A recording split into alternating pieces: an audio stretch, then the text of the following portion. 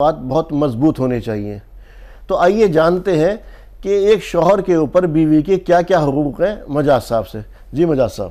السلام علیکم ورحمۃ اللہ وبرکاتہ۔ الحمدللہ رب العالمین والصلاة والسلام علی رسول الکریم وعلی آلہ وصحبہ اجمعین، اما بعد، اعوذ باللہ من الشیطان الرجیم، بسم اللہ الرحمن الرحیم۔ اصل میں اسلام کی ایک ہی پالیسی ہے، پالیسی آف محمد۔ تو ہمیں دیکھنا پڑے گا کہ حضور صلی اللہ علیہ وسلم ہمیں اسلام میں شوہر کے کیا کیا حقوق دے کے گئے ہیں، کہ عورتوں پہ کیا حقوق ہیں۔ اس کے لیے سب سے پہلے ہمیں رخ کرنا پڑے گا حجۃ الوداع پہ۔ حضور صلی اللہ علیہ وسلم نے بات فرمائی ہے آخری خطبے میں کہ عورتیں جو ہیں یہ کمزور ہوتی ہیں، انہیں تم نے اللہ کے نام پہ حلال کیا ہے، ان کے ساتھ جو ہے اچھا سلوک کرنا، جو خود پہنو انہیں پہنانا، جو کھاؤ انہیں کھلانا، اور اچھا نان نفقہ ان کا، وہ سب آخری خطبے میں آپ کو مل جائے گا۔ اصل بات یہ ہے کہ ان کا نان نفقہ، ان کا معیاری طور پہ رہنا سہنا جیسا ہمارا اپنا خود ہو، اور ان کا پہننا اوڑھنا، ان کی حفاظت، ان کی محبت، ان کی عزت، ان کے ساتھ اخوت کا معاملہ، یہ سارے حقوق ہیں عورت۔ یہ تو ایک طرح سے عورتیں جو ہیں ہمارے گھروں میں مردوں کی طرح سے قید کی طرح سے، ایک طرح سے یہ سمجھ لیجئے، تو ان کے ساتھ جو حسن سلوک کا برت کیا گیا تو وہ کمزور ہے۔ حالانکہ کیونکہ اس سے پہلے تو یہ دیکھا گیا عورت اور مرد کو ویسے اسلام نے برابر کہا، لیکن جب شادی ہو گئی، شادی ہونے کے بعد اب بات برابری کی نہیں رہی، اب شوہر اور بیوی بن گئے، اب ایک دوسرے پر حقوق ہو گئے، یہاں پر انصاف کی بات ہوگی۔ اب اسی انصاف کے زمرے میں کہا آپ صلی اللہ علیہ وسلم نے کہ ان کے ساتھ حسن سلوک کرو جب تک کہ یہ کھلی نافرمانی نہ کرے۔ تو اس سے کھلی نافرمانی سے کیا مراد ہے مجاز صاحب؟ ہاں، یہ قرآن کی آیت ہے کہ عورتیں اگر مطلب بدکاری پہ اتر آئیں تو تم ان کے ساتھ پہلے تو بات چیت کرو، اگر وہ نہ سمجھیں اس میں تو پھر ان کے بستر الگ کرو، اور اگر تب بھی وہ نہ سمجھیں تو انہیں مار کی سزا دو۔ لیکن جب حضور صلی اللہ علیہ وسلم سے پوچھا، صاحب ذرا سی میں آپ کو روک رہا ہوں، آپ نے کہا مار کا لفظ، ہاں آج کے دور کے اندر کوئی برداشت نہیں کرتا۔ اچھا، مار کا بھی مطلب کیا ہے، ذرا سا اس کو وہ میں ڈیفائن کر رہا ہوں نا آپ کو۔ جب حضور صلی اللہ علیہ وسلم کے اوپر یہ وحی آئی، مار والی آیت آئی، تو صحابہ کرام حضور صلی اللہ علیہ وسلم سے پوچھ لیں جی کیسی مار؟ تو حضور کے ہاتھ میں مسواک تھی کہ ہلکی پھلکی مار اس سے، اب مسواک سے کتنا مار دے گا آدمی۔ دوسرے یہ بھی فرمایا کہ ایسے نہ مارنا کہ بدن پہ نشان پڑے، زور سے نہ مارنا، چہرے پہ نہ مارنا، وہ ساری۔ لیکن مار کی جو سزا ہے نا وہ سب سے آخر میں بتائی۔ سب سے پہلے یہ بتایا گیا کہ پہلے انہیں بات چیت سے سمجھاؤ، اس کے بعد بستر الگ کرو، مطلب انہیں احساس ہو جائے کہ میرا ہسبینڈ میرے سے ناراض ہے۔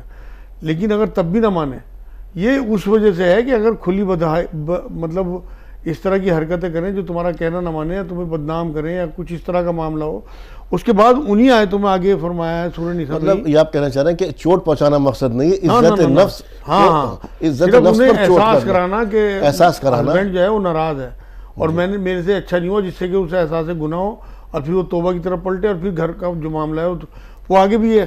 یہ کہا ہے اس آیت میں مار کی سزا کے بعد اگر وہ ٹھیک ہو جائیں تو پھر ان پہ زیادتی نہ کرنا، پھر انہیں معاف کرو، درگزر سے کام لو اور آگے بڑھو۔ اور آگے یہ فرمایا انہی آیتوں میں کہ اگر پھر بھی نہ تمہاری بات بنے تو ایک مرد کی طرف سے اور ایک عورت کی طرف سے ثالث بٹھا لو، جو شریف آدمی ہوں، جو چاہتے ہوں کہ ان میں سمجھوتا ہو جائے، مزے لینے والے لوگ نہ ہو، کیونکہ آج کل تو مزے لینے والے ہیں، جی ہمدرد تو ملتے نہیں آپ کو۔ تو وہ اگر ان کے دل میں اخلاص ہوگا اور وہ چاہیں گے کہ ان میں آپس میں سمجھوتا ہو جائے تو اللہ ان کے لیے راستہ نکال دے گا۔ اس کے آگے کہا اگر پھر بھی نہ بات بنے تو پھر دونوں سیپریشن اختیار کر لیں۔ طلاق کو اللہ رب العزت نے جائز قرار دیا، حالانکہ ناپسندیدہ عمل ہے۔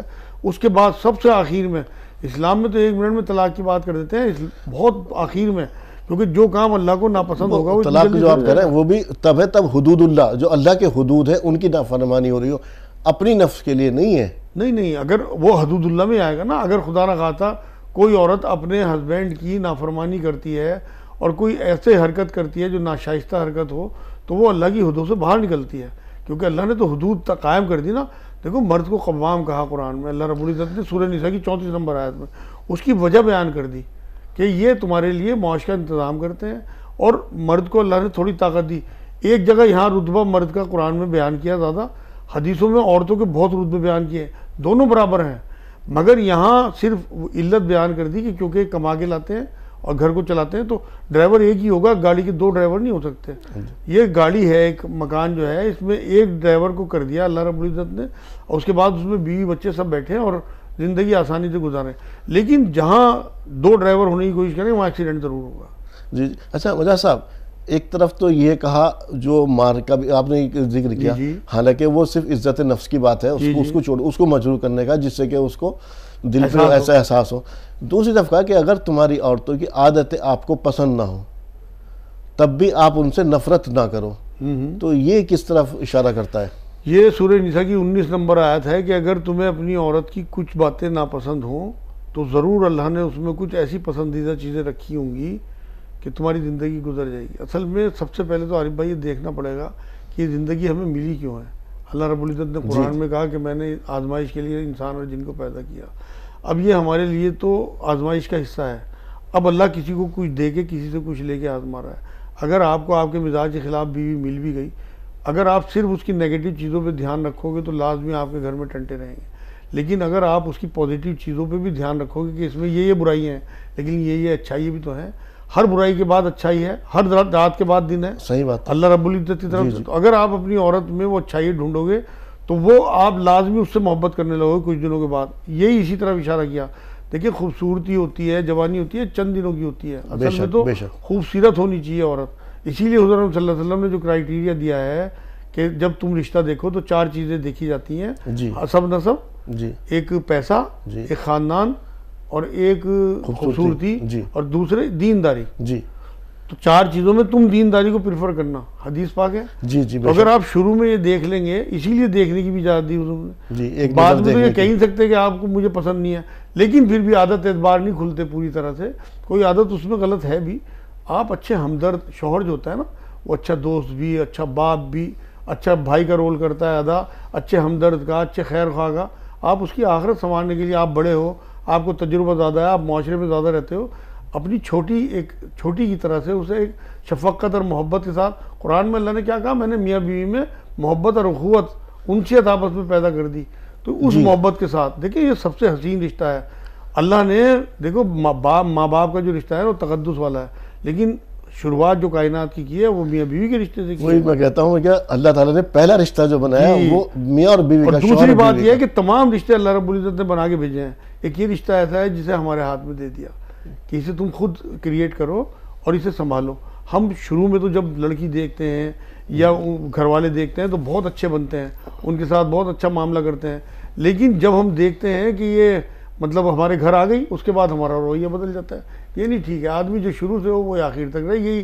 یہی دینداری ہے. اصل میں یہی ایمان ہے کہ جو اللہ نے دے دیا مطمئن الحمدللہ. تو ناظرین، یہاں اس کا مفہوم یہ نکلا یا اس کا مطلب یہ ہوا کہ برائیوں کو ان کی اچھائیوں سے ڈھانپ دو. لیکن ایک اور پہلو ہے اس کا کہ مرد کو ایک ذمہ داری دی گئی ہے. تو جس انسان کو ذمہ داری دی جاتی ہے اس کی یہ کہتے ہیں ریسپانسبل بنایا گیا، اس کا نگراں بنایا گیا، تو اس کے ساتھ یہ بھی ہے کہ عفو درگزر سے کام لو، عفو درگزر سے کام لے.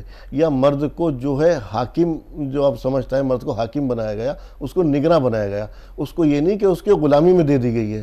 اس کا کیا مطلب ہے؟ ذرا تھوڑا سا اس کو. اصل میں اللہ یہ سمجھانا چاہتا ہے یہاں پر کہ تمہارے اوپر بھی کوئی نگراں ہے، تمہارے اوپر بھی کوئی حاکم ہے. اگر تمہیں کوئی رتبہ میں نے دے دیا تو اس کا ناجائز فائدہ نہ اٹھانا. دیکھو جس پیڑ پہ جتنا پھل آئے گا نا اتنا جھکا ہوا ہوتا ہے. اگر اللہ کسی کو کوئی رتبہ دیتا ہے تو اس سے حساب بھی ویسے ہی لے گا اور اسے اجر بھی ویسے ہی دے گا. بے شک قرآن سے یہ بات ثابت ہے کہ حضور صلی اللہ علیہ وسلم کی ازواج مطہرات کو کہا کہ اگر تم کوئی گناہ کا مرتکب ہوگی تو تمہیں دگنی سزا ملے گی، اسی طرح سے تمہیں اجر بھی دگنا. تو جس کے جتنا مرتبہ اس کے ویسے پکڑ اور ویسے ہی اس کا مرتبہ. مقصد یہ ہے کہنے کا یہاں پہ کہ اللہ یہ جتانا چاہتا ہے کہ ایسا نہ ہو کہ میں نے تمہیں اگر قوام بنا دیا تو تم ناجائز طور پہ اس کا فائدہ اٹھاؤ. تمہاری طاقت ہے، تمہارا رتبہ ہے، تمہارا پیسہ ہے، اس کی وجہ سے ان معصوم عورتوں کو دباؤ. دیکھیں حضور صلی اللہ علیہ وسلم نے ایک بار کیا بات فرمائی کہ میں تمہارے اوپر 2 کمزوروں کے حق کو حرام قرار دیتا ہوں، ایک یتیم اور ایک عورت. عورت کیونکہ کمزور بنائی اللہ رب العزت نے، پتہ ہے اللہ کو کہ جسمانی طور پہ بھی کمزور ہے. دوسری بات یہ 8-10 سال بعد شادی کے ماں باپ بھی کام نہیں آ سکتے، بہن بھائی بھی کام نہیں آ سکتے، وہ مجبور ہو جاتی ہے. اب آپ اگر اس کے ساتھ عزت کا معاملہ نہیں کرو گے، میں تو یہی کہتا ہوں لوگوں سے کہ اگر آپس میں محبت اور اخوت کا معاملہ رکھنا ہے گھروں میں تو ایک نمبر پہ تو اعتماد ایک دوسرے کا بے انتہا. اپنی بیوی پہ بے انتہا اعتماد کریں. جب اس نے اپنا سب کچھ آپ کو سونپ دیا، اپنے بہن بھائی ماں باپ چھوڑ کے آپ کے پاس آ گئی، آپ کو حرام سے بچاتی ہے، ورنہ آپ کہاں منہ مارتے پھریں. یہ آپ دیکھیں کتنی بڑی بات ہے کہ آپ کے لیے موسنہ کہا اسلام نے کہ آپ کے اوپر احسان کرنے والی ہے، آپ کا گھر بساتی ہے، آپ کو بچے دیتی ہے، آپ کا گھر مہمان نوازی کرتی ہے۔ دوسرا معاملہ جو ہے وہ جو ایک دوسرے کا لباس کہا مجاز صاحب، لباس تو اس لیے کہا کہ آپ وہ ایک دوسرے کا عیب چھپاتے ہیں۔ لباس جو ہے بدن کے سارے عیب چھپا لیتا ہے، آپ کے بدن پہ کہاں مسا ہے، کہاں تیلا ہے، کہاں داغ ہے، کسی کو نہیں پتا، آپ کے لباس نے چھپا لیا، تو اسی لیے لباس کہا گیا۔ دوسرے اعتماد کے بعد عزت دینا، یہ جو سب کے بیچ میں عورتوں کو ڈانٹ دینا، کچھ بھی کہہ دینا، ان کے ماں باپ کو کچھ دینا، یہ اسلام کی پسندیدہ چیز نہیں ہے بالکل بھی، یہ تو حرام ہونا چاہیے، کیونکہ آخری خطبے میں حضور صلی اللہ علیہ وسلم نے بات فرمائی، تمہارے اوپر ایک دوسرے کی جان، ایک دوسرے کا مال اور ایک دوسرے کی ناموس عزت حرام قرار دے دی گئی۔ یہ دو معاملے ایسے ہیں کہ ان کی وجہ سے فضا جو بہت، تیسری جو چیز ہے نا، اگر اپنے گھر میں آپ جنت کا ماحول بنانا چاہتے ہیں، کمیونیکیشن، اپنی عورتوں سے مشورہ کریں، یہ رسول اکرم صلی اللہ علیہ وسلم کی سنت ہے۔ ذرا سا ادھر روکے، میں ایک چیز جانا چاہ رہا ہوں، جب شادی ہوتی ہے اکثر و بیشتر یہ ہوتا ہے جب لڑکی بیاہ کر کے آ گئی تو پہلی ملاقات میں اکثر و بیشتر شوہر حضرت جو ہے وہ اس کو پوری کی پوری اپنے گھر میں میری اس کی عادت یہ ہے، اس کی عادت یہ ہے، اس کے ساتھ ایسا کرنا، اس کے ایسا کرنا، اس کو پوری طور پہ ظاہری طور سے اس کا مائنڈ میک اپ کر دیا جاتا ہے کہ تو مطلب وہ تو ایک غلام کی طرح سے ہو گیا نا۔ نہیں یہ اصل میں اسلام تو نہیں ہے نا، دیکھیں آپ بات کر رہے ہیں مسلمانوں کی، مسلمانوں کی پریکٹس ہے نا، وہ اسلام والی نہیں ہے۔ اسلام والی جو پریکٹس ہے وہ میں بتا رہا ہوں شریعت آپ کو، کہ حضور صلی اللہ علیہ وسلم کا جو رویہ ہے وہ اسلام ہے، حضور صلی اللہ علیہ وسلم کا جو رویہ اپنی بیویوں کے ساتھ ہے وہ شریعت ہے۔ اب حضرت عائشہ رضی اللہ تعالیٰ عنہ جب آئی ہیں گھر میں تو انہیں آٹا گوندنا نہیں آتا تھا، حضور آٹا گوند کے دیتے تھے انہیں۔ حضرت خدیجہ رضی اللہ تعالیٰ عنہ چولہے میں پھونکے مار رہی ہیں، حضور پیچھے لکڑیاں پکڑا رہے ہیں۔ اور آج کل کے دور میں تو اسے یہ کہا جائے کہ زن مرید ہے یہ کہنے سے کیا ہوتا ہے، اصل تو رسول پاک کی سنت، وہ ہم پہ انگلی نہیں اٹھا رہے ہیں، وہ رسول پاک پہ انگلی اٹھا رہے ہیں جنہیں معلومات ہی نہیں ہے۔ حضور جھاڑو دے دیتے تھے گھر میں، حضور اپنے جوتے گانٹ لیتے تھے، حضور جو ہے وہ کپڑے اپنا خود صحیح کر لیتے تھے، مطلب گھر کے تمام کام اپنی عورتوں کے حضور صلی اللہ علیہ وسلم ہاتھ بٹاتے تھے۔ تو عورتوں کی اپنے ہاتھ بٹانا گھروں میں یہ عورتوں کا حق ہے اور سنت ہے حضور صلی اللہ علیہ وسلم کی، لیکن ہم تو اسے مایوب سمجھتے ہیں، ہم تو ذرا سی دینداری آ جائے تو سرخی آنے لگتی۔ حضور تو دوڑے لگاتے تھے، اپنی بیوی کی اتنی محبت، حضرت عائشہ رضی اللہ تعالیٰ عنہ جس جگہ ہونٹ لگا کے پیالے میں پانی پیتی تھی حضور وہیں ہونٹ لگاتے تھے، جس جگہ بوٹے میں دانت مارتی تھی بالکل حضور وہیں دانت لگاتے تھے۔ ہماری ماں اتنی محبت دکھا کے گئے، اور ہم جو ہے اپنی بیویوں پہ ہر ٹائم تشدد، ٹوکنا، لوگوں کے بیچ میں بے عزتیاں کرنا، بات بات پہ ان کے گھر والوں کو گالیاں بکنا، یہ اسلام نہیں ہے۔ اچھا مجھے اس سے کیا مراد ہے کہ تمہاری بیویاں اور تمہارے بچے تمہارے دشمن ہو سکتے ہیں، ان سے محبت کرو؟ ہاں یہ قرآن کی آیت ہے جس کا حوالہ آپ نے دیا، اور یہ واقعی بڑی سینسٹیو آیت ہے۔ اصل میں تو ہمیں نظر جو ہے وہ آخرت پہ رکھنی ہے، اور ہمارے جو بیوی بچے ہیں یہ ہمارے لیے ایک فتنہ بھی کہا اسے، آزمائش قرآن نے۔ تو بیوی بچوں کی ناجائز چیزوں کو نہیں ماننا، کیونکہ ان کی ناجائز خواہشات اگر آپ پوری کرتے کرتے حرام میں ملوث ہو گئے تو یہ واقعی آپ کے لیے دشمن قرار دیے جائیں گے، کیونکہ یہ زندگی 70-80 سال کی آپ کی ختم ہو جائے گی، آخرت آپ کی خراب ہو جائے گی۔ تو اس لیے لیکن اسی آیت میں یہ کہا کہ انہیں پیار سے سمجھاؤ، انہیں مطلب حکمت کے ساتھ لے کے آگے بڑھو۔ تو ایسا نہیں ہے کہ اگر انہیں دشمنی میں آپ کے ساتھ ناجائز مطالبے کر رہے ہیں تو آپ بھی تو پیار سے انہیں سمجھاؤ، آپ کو بھی تو اللہ نے عقل دی ہے کہ نہیں بیگم اس طرح سے ٹھیک نہیں ہے، نہیں میرا بیٹا یہ حرام ہے۔ تو وہاں آپ کو اللہ کی طرف سے جو حکمت ملی ہے، حکمت کو قرآن نے خیر کثیر کہا اسی لیے۔ تو مومن کی شان یہ ہے کہ اپنے بیوی بچوں کو شریعت بتائے، آخرت کی جو آخرت کا معاملہ ہے اسے سمجھائے، اللہ کے آگے کھڑے ہونے کا ڈر اور خوف، اور اللہ کی مشیت ہے، اللہ کی حکمت ہے، اللہ کی آزمائش ہے، ان کا جب ان کے ذہن میں آپ شروع سے تصور رکھو گے تو وہ واقعی آپ کے دشمن نہیں ہے بلکہ آپ کے لیے، کیونکہ اولاد کو یہ بھی تو کہا کہ یہ صدقہ جاریہ بنے گی۔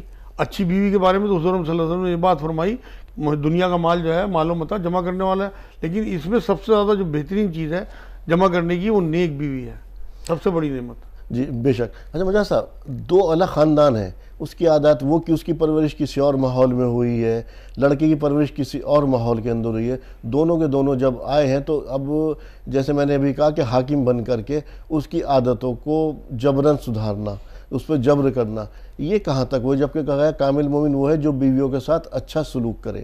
ہاں بالکل صحیح سوال آپ نے کیا، یہ بہت اچھا سوال ہے آپ کا، کیونکہ معاشرے میں دیکھتا ہوں کہ لوگ اپنا حاکم ہونے کا ناجائز فائدہ اٹھاتے ہیں۔ اصل بات یہ ہے کہ اگر ہم یہاں یہ سوچیں کہ جو ہمارے اندر عادتیں ہیں انہیں بھی تو لوگ برداشت کرتے ہوں گے۔ اب یہ دوسرے ماحول سے بچی آئی، اس کا دیکھیں دو سگے بھائیوں کا ماحول الگ ہوتا ہے، ایک ہی دسترخوان پہ پلنے والے 5 بھائی الگ الگ عادتوں کے، الگ الگ مزاجوں کے، اور الگ الگ سوچ کے، الگ الگ قسمت کے ہوتے ہیں. تو یہ بچی جو دوسرے گھر سے آئی ہے، اسے تھوڑا سا تو ٹائم دیں. جو اس کے اندر عادتیں آپ کو نہیں پسند ہیں تو ان عادتوں کے لیے بھی اسے پیار سے، محبت سے. دیکھو مرد کا جو رشتہ ہے نا عورت سے، شوہر کا، وہ ہمدردی کا ہے.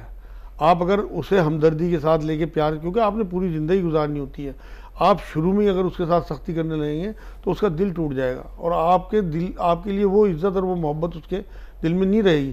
حضور صلی اللہ علیہ وسلم کا کیا ہے، دیکھیں جب قرآن میں اللہ رب العزت نے کہا کہ اے نبی ان سے کہہ دے اپنی عورتوں سے کہ اگر ان دنیا کا مال و متاع چاہیے تو یہ لے کے الگ ہو جائے تیرے سے. ایک بھی بیوی تیار نہیں. حضرت عائشہ تو تڑپ گئی سن کے کہ حضور نہیں، مجھے تو آپ اور اللہ اور اس کا رسول چاہیے. بے شک بے تو شک. یہ بات اگر آپ کی اپنی بیوی کے ساتھ شفقت اور محبت ہوگی تو آپ کی تو ذرا سی ناگواری جو ہے اسے، تو وہ اپنے آپ عادتیں بدلیں گی. بات محبت سے بدلنے کی ہے. حضور صلی اللہ علیہ وسلم نے اس پورے معاشرے کو مکے کے محبت سے بدلا ہے، زبردستی نہیں بدلا. آپ یہ دیکھو نا، جو وحشی تھے لوگ وہ حضور کی صحبت سے صحابی ہو گئے. کہاں سے کوئی ڈنڈے چلے ان کے اوپر؟ صرف محبت، صرف اخوت، صرف بھائی چارگی، پھر صرف ان کی خیر خواہی، صرف ان کی آخرت کا معاملہ. یہ اگر آپ کے دل میں ہو اپنی بیوی کے لیے، کیونکہ وہ بھی تو ایک مسلمہ ہے، اس کے بھی تو حقوق آپ کے اوپر ہیں. بمقابلے آپ کے کمزور ہے. جبکہ یہ بھی فرمایا گیا ہے کہ عورت جو ہے ایک پسلی سے پیدا ہے، اور اوپر کی پسلی سے جو کہ بہت زیادہ ٹیڑھی ہے، اس سے زیادہ سیدھا کرو گے یہ تو ٹوٹ حدیث جائے گی. پاک ذرا سا اس کے بارے میں تھوڑا سا. ہاں، یہ جو حضور صلی اللہ علیہ وسلم نے فرمایا اس کے پیچھے بہت بڑی حکمت ہے. دیکھیں حضور نے فرمایا کہ اسے اسی حال میں رہنے دو، اگر تم اسے سیدھا کرنے کی کوشش کرو تو ٹوٹ جائے گی. ٹوٹنے سے مراد یہ ہے کہ طلاق تک نوبت پہنچ جائے گی. آپ یہ دیکھیں خدا نہ خواستہ آپ کی زیادہ سختی سے آپ کی وائف خودکشی کی طرف مائل ہو جائے تو وہ حرام کے آپ ذمہ دار ہوئے، وہ بھی ذمہ دار ہوئی. اگر خدا نہ خواستہ طلاق تک معاملہ پہنچ جائے تو آپ شیطان کو خوش کرنے والے بنے، کیونکہ شیطان سب سے زیادہ خوش میاں بیوی کے تو حدیث ہے. میں حدیث ہی تو بتا رہا ہوں. سب سے بڑی بات یہ ہے کہ اللہ ناخوش ہوتا ہے، کیونکہ اللہ کا عرش ہلتا ہے. طلاق اللہ نے جائز تو قرار دی، کیونکہ بعضی جگہ بہت ضروری ہو جاتی ہے، لیکن اللہ کو ناپسندیدہ عمل ہے. سب سے جتنے بھی جائز کام ہیں ان میں سب سے ناپسندیدہ اللہ کو طلاق ہے. لیکن آپ اگر اس طرف ہر بات میں مائل ہوں گے اور آپ سختی کریں گے تو لازمی بات ہے وہ پسلی ٹوٹ جائے گی. مطلب پسلی سے مراد یہ آپ کا رشتہ اس کا رشتہ ٹوٹ جائے گا. دلی کم سے کم اگر آپ کو حاکم سمجھ کر کے اس نے یہ بھی سمجھ لیا کہ آپ طاقتور ہیں، اس نے کمزور اندر ہی اندر کسمس آ رہی ہے اس کا، تو اس کی جو آہ نکلے گی وہ بھی عرش تک جائے گی. جبکہ جو مجاہد صاحب ابھی حدیث بیان کر رہے تھے کہ شیطان جو ہے رات کو سمندر کے اوپر اپنا دربار لگاتا ہے، وہاں سب سے پوچھتا ہے کہ تو نے کیا کیا، تو نے کیا کیا.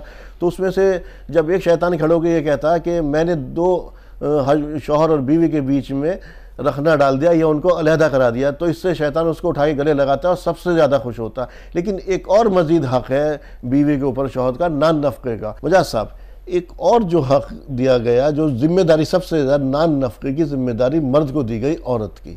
جی تو اس سے ذرا اس کے بارے میں بتائیے.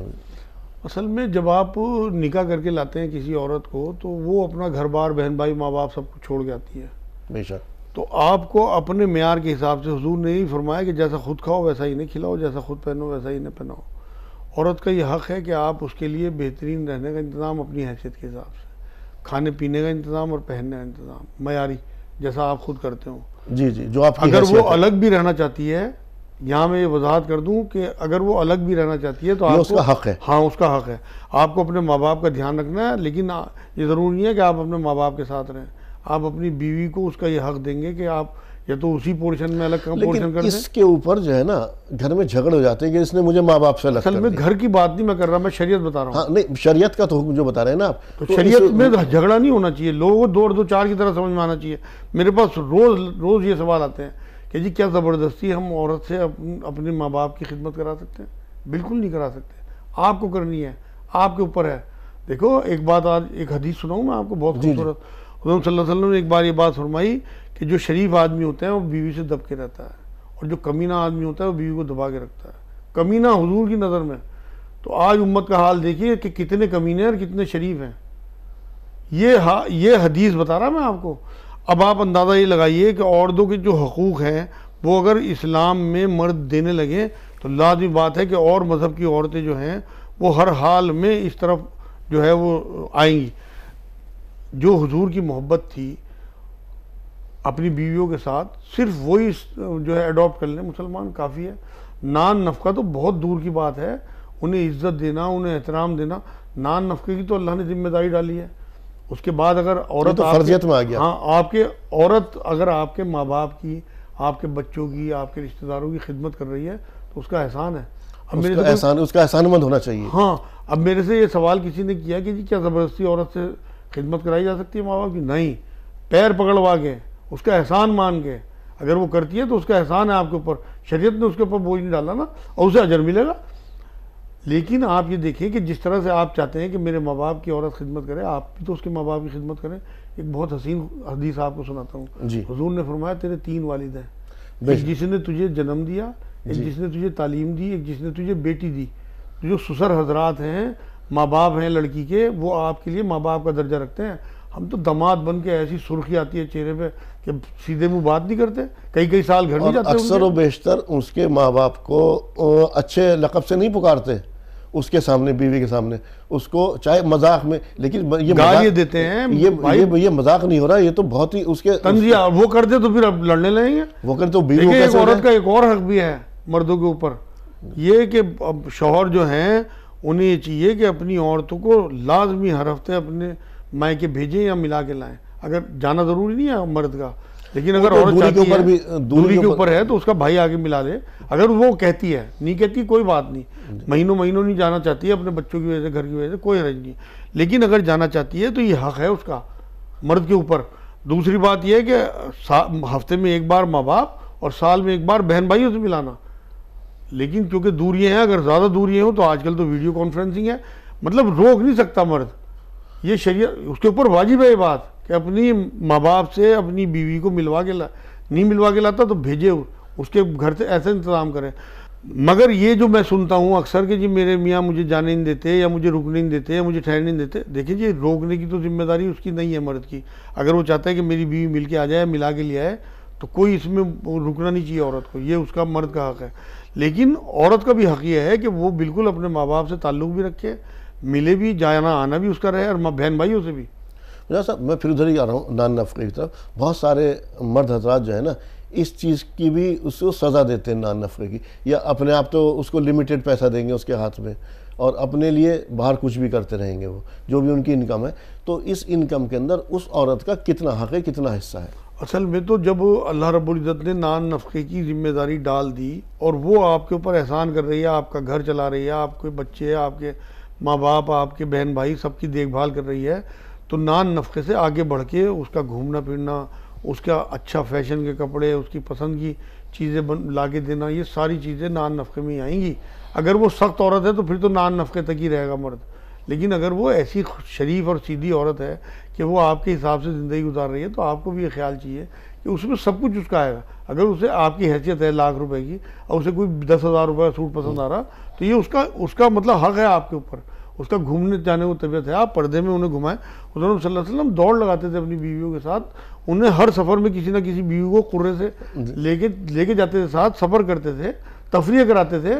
جی، اور یہاں پہ تو ایک حدیث بھی مجھے کا مفہوم یاد آ رہا مجھے کہ آپ صلی اللہ علیہ وسلم نے فرمایا کہ اگر یہ 1 دینار جو ہے وہ اپنے راہ خدا میں خرچ کیا، کسی فقیر کو دیا، کسی کو صدقہ کیا اور اپنے گھر والوں پہ خرچ کیا، تو سب سے بہتر وہ ہے جس نے وہ دینار یا وہ پیسہ اپنے گھر والوں پر خرچ کیا. مجھا صاحب یہاں ایک اور نقطہ مجھے یاد آ رہا کہ بیوی بچوں کی تعلیم کی بھی ذمہ داری بیوی کی بھی، کیونکہ بیوی کی بہت کم عمر میں شادی ہو کر آ گئی، تو بیوی بچوں کی تعلیم کی جو دینی تعلیم کی ذمہ داری وہ بھی شوہر کی ہے. ذرا اس طرف تھوڑا اشارہ کیجیے. ہاں تو وہ اصل میں تو خود بھی تو دیندار ہوگا جبھی تو ان کی تربیت کرے گا. اصل میں تو ہمارا تو اس کا بڑا فقدان ہے نا.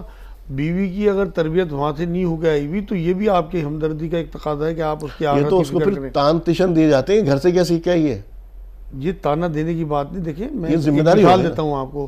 ہاں حضرت عمر کی لڑکی، حضور کی وائف، تو وہ جب آئی تھی تو انہیں پڑھنا لکھنا نہیں آتا تھا. حضور نے ٹیوشن لگوا کے انہیں پڑھایا. تو یہ بھی ایک شوہر کی ذمہ داری ہو گئی. میں وہی جو شروع میں جو میں نے لفظ کہا ہے نا کہ ہمارے لیے صرف ایک ہی پالیسی ہے، پالیسی آف محمد. اگر ہم اس پہ چلیں تو آپ یقین کریں ہمیں ڈسکس ہی نہ کرنا پڑے. اگر ہمیں وہ حقوق معلوم ہے کہ شوہر کو کیا کیا حقوق ادا کرنے ہیں اپنی وائف کے لیے، تو اس پہ بہت کم بات ہوتی ہے. اکثر میں دیکھتا ہوں عورتوں کی بات ہوتی ہے کہ عورتوں پہ کیا کیا حقوق ہیں، کیونکہ مردوں کا معاشرہ ہے. ارے بھائی تم نے دبا دیا، کچل دیا. میں نے تو ایسی حدیث بتا دیا آپ کو. حضور نے فرمایا ہے کہ تم میں بہترین ہیں وہ لوگ جو اپنے گھر والوں کے ساتھ اچھے ہیں، خاص طور سے بیویوں کے، اور میں اپنی بیویوں کے ساتھ بہت اچھا ہوں. حالانکہ مزاج نہیں تھا حضور کا اپنی تعریف کرنا، لیکن یہاں یہ بھی فرمایا. ایک اور حدیث اسی سے ریلیٹڈ آپ سنیں، حضور صلی اللہ علیہ وسلم نے فرمایا تم میں بدترین ہیں وہ لوگ جو گھر میں گھسیں اور ان کے گھر والے بیوی بچے سہم جائیں، فرعون آگے پتہ نہیں کیا کہہ دے گا. تو اب آپ دیکھیں کہ آپ حضور کی نظر میں بہترین بننا چاہتے ہیں، بدترین کیا رکھا ہے یار. آپ دیکھو نا، آپ کی کمائی کے سب سے زیادہ حقدار، صدقہ کہا حضور نے تو بیوی بچوں پہ خرچ کرنے کو. آپ کس کے لیے کما رہے ہیں؟ اگر آپ کی بیوی آپ کی کنجوسی کے تحت اپنے دل مار رہی ہے، آپ کے بچے دل مار رہے ہیں، کیا فائدہ آپ کے پیسوں کا؟ آپ یہی چھوڑ کے دوسرے استعمال کریں گے بعد میں. اپنے آپ انہیں خرچ کرا کے اور دیکھ دیکھ کے خوش ہو نا. آپ یقین کرو، میں اپنی مثال اس لیے دیتا ہوں لوگوں کو ترغیب ملے. میں تو اپنی بیوی سے کہتا ہوں کہ تم میری حیثیت کے حساب سے خرچ کر.